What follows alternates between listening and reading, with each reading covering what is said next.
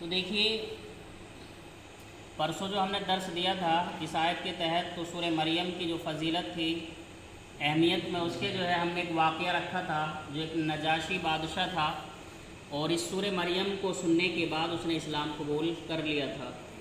اور اللہ رب العالمین نے اس آیت کریمہ کے اندر ارشاد فرمایا کہ جو لوگ ایمان لائیں اور عمل صالح کریں، نیک اعمال کریں، اللہ رب العالمین ان کی محبت لوگوں کے دلوں میں ڈال دیتا ہے۔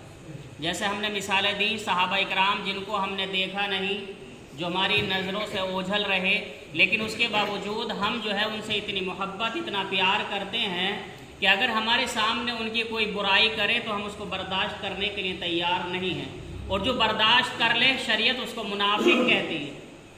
جو برداشت کر لے شریعت اس کو منافق کہتی ہے، یعنی وہ مسلمان نہیں ہو سکتا جو صحابہ کے اوپر کیچڑ اچھالی جائے، صحابہ کو برا بھلا کہا جائے اور وہ خاموش رہ جائے، اس کے ایمان میں کہیں نہ کہیں کھوٹ ہے۔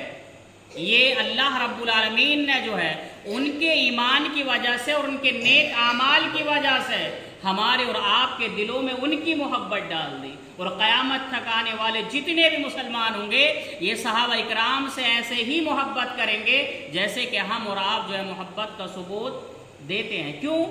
اس لیے کہ اللہ رب العالمین جو ہے جب کسی بندے کو دیکھتا ہے کہ وہ نیک اعمال کر رہا ہے، اچھے بھلے کام کر رہا ہے، تو اللہ رب العالمین کی محبت کا جو ہے قریب بن جاتا ہے، مقرب بندہ ہو جاتا ہے۔ تو اللہ رب العالمین جبرائیل امین سے کہتا ہے، اے جبرائیل ہم جو ہے دنیا میں فلاں بندے سے محبت کرتے ہیں، لہذا تم بھی محبت کرو، اور تمام فرشتوں میں اعلان کر دو کہ وہ بھی اس سے محبت کرنے لگے۔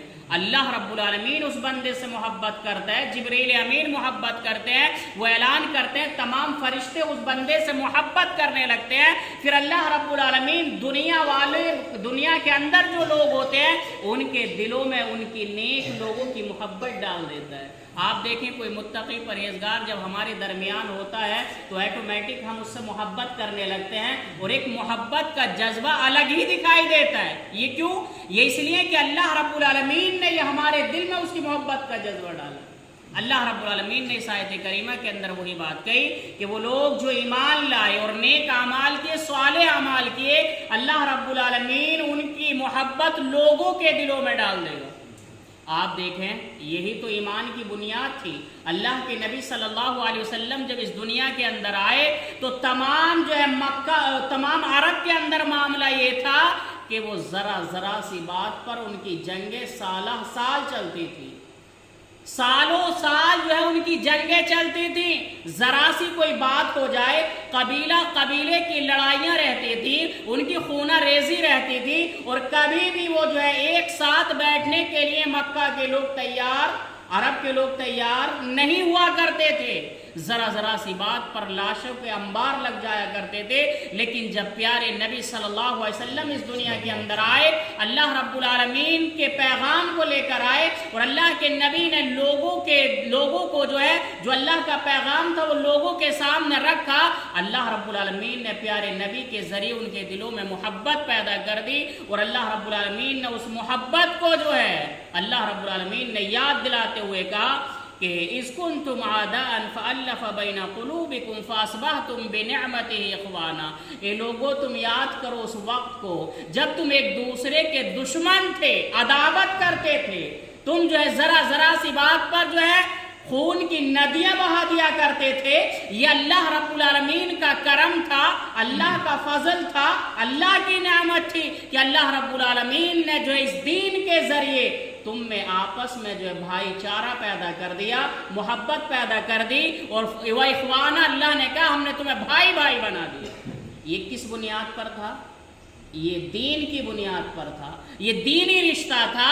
تو دینی رشتہ وہ رشتہ ہے کہ یہاں پہ آنے کے بعد جو ہے تمام فاصلے ختم ہو جاتے ہیں، تمام اونچ نیچ ختم ہو جاتی ہے، اور ایک دوسرے کے دلوں میں محبت اور پیار پیدا ہو جاتا ہے۔ اللہ رب العالمین نے ایک دوسری جگہ پر کہا کہ اے پیغمبر وَأَلَّفَ بَيْنَ قُلُوبِكُمْ لَوْ أَنفَقْتَ مَا فِي الْأَرْضِ جَمِيعًا، اگر تم دنیا کے اندر جو زمین میں خزانے ہیں وہ تمام خزانے بھی خرچ کر دیتے اور آپ یہ چاہتے کہ میں ان کے دلوں میں محبت پیدا کر دوں، تو اللہ کی قسم آپ ایسا نہیں کر سکتے تھے۔ یعنی دنیا کے خزانے ختم کر دیتے، زمین میں جتنے خزانے ہیں سب صرف کرنے کے بعد بھی اللہ کے نبی ایک دوسرے کو بھائی بھائی نہیں بنا سکتے تھے اگر اللہ رب العالمین کا فضل نہ ہوتا، اللہ رب العالمین کا یہ جو ہے خاص انعام ان دنیا والوں کے اوپر نہ ہوتا۔ تو اللہ نے وہی کہا پیغمبر کچھ بھی خرچ کر لیتے، تم جو ہے ان کو جو ہے بھائی بھائی نہیں بناتے، ان کے دلوں میں محبت پیدا نہیں کر سکتے تھے۔ یہ تو اللہ کا خاص فضل تھا، اللہ کا خاص کرم تھا۔ تو ہمیں اور آپ کو چاہیے کہ یہ دین کی جو بنیاد ہے، یہ سب سے اہم بنیاد اور سب سے اہم اثاثہ ہے، ہم اس کی بنیاد پر محبت پیدا کریں اور ایک دوسرے سے جو ہے نفرت اور کدورت اور کینہ اور کپٹ، بغض اور حسد، اس کو اپنے دلوں سے نکال کر اس کے اندر محبت، پیار، ایک دوسرے سے لگاؤ، ہمدردی، یہ تمام چیزیں جو ہیں یہ ہمارے دلوں کے اندر ایک دوسرے کے لیے پیدا ہونی چاہیے۔ اور صرف بنیاد کیا ہونی چاہیے؟